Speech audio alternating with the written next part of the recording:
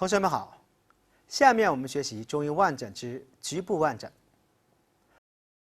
本节将有海量的病理图片呈现给大家，其中部分病理图片可能会令人不安，但又是课程讲解需要，请同学们谅解。局部望诊是在全身望诊的基础之上，根据病情和诊断的需要，对病人的某些局部特征进行深入细致的观察，以测知相应脏腑病变情况的一种诊法。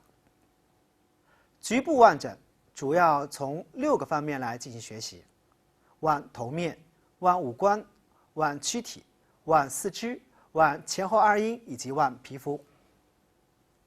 首先，我们来学习望头面。望头面有2个内容：望头部和望面部。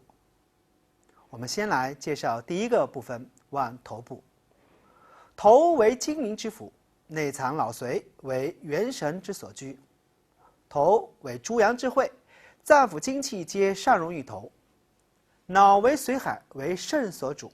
肾之华在发，发为血之余，所以望头部可以诊查肾、脑的病变和脏腑精气的盛衰。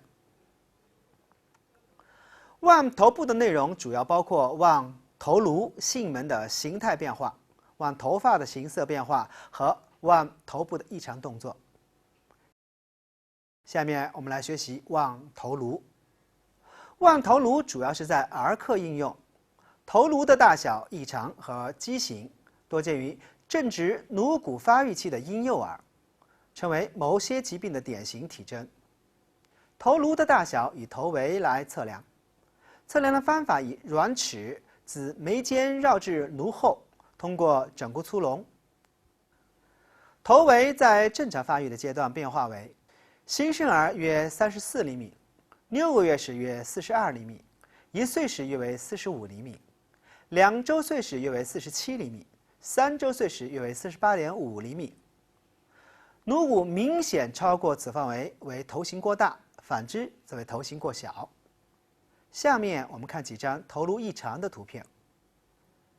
第一张图片是头颅过大，小儿头颅均匀的增大，颅缝开裂，面部较小，智力低下，多属于先天不足、肾精亏损、水液停聚于脑所导致的病症。第二张图片是头颅过小，小儿的头颅狭小，头顶尖圆，颅缝早闭合，同样智力低下，都因为肾精不足、颅骨发育不良所致。无论头大还是头小，都会损伤智力。下面我们来学习望囟门。囟门是婴幼儿颅骨结合不紧所形成的间隙，前囟呈菱形，约在出生后12到18个月闭合；后囟呈三角形，约在出生后的2到4个月时闭合。囟田，也就是囟门凸起，多为实症，多因为温病火邪上攻，或脑髓有病，或水液停聚所导致的病症。囟陷，即囟门凹陷，多为虚症，多因为吐泻伤津、气血不足，或者先天不足、肾精亏损所导致的病症。泻颅又称为囟门迟闭，多见于肾气不足、发育不良的佝偻病的患儿。第3个就是头颅的动态。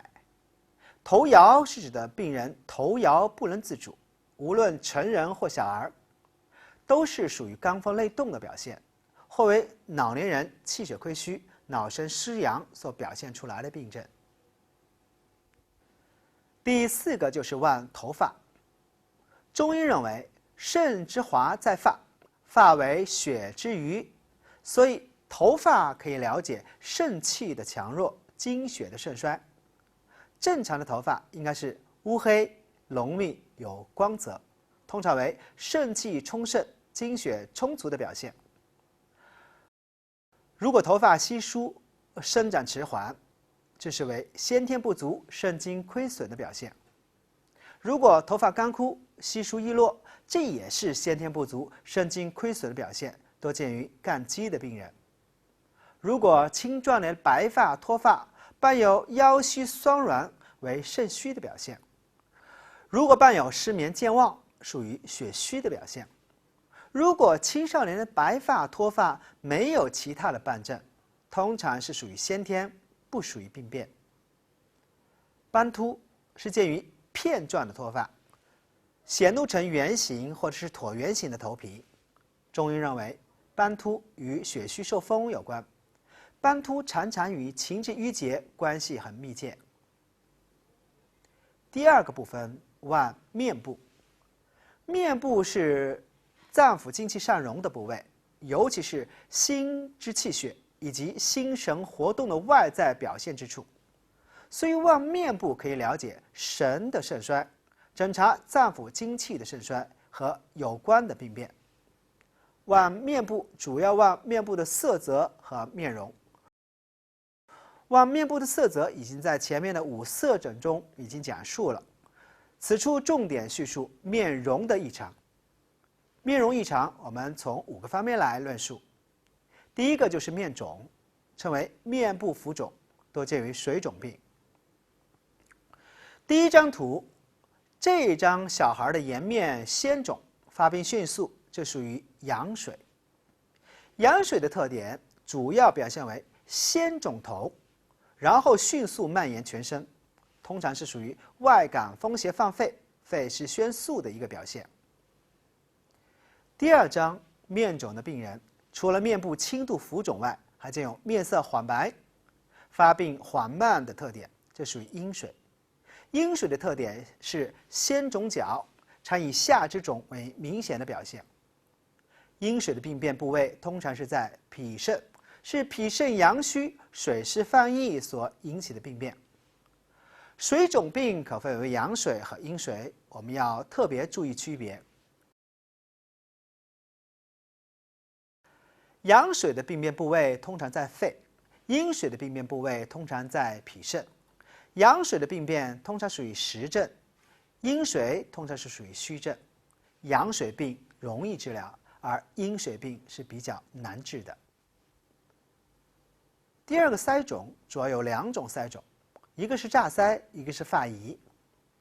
炸腮是指的病人一侧或双侧的腮部肿胀、酸痛、灼热，以耳垂为中心，边缘不清，按之有柔韧感，伴发热、头痛等症，通常是属于外感温毒上攻所导致的病症。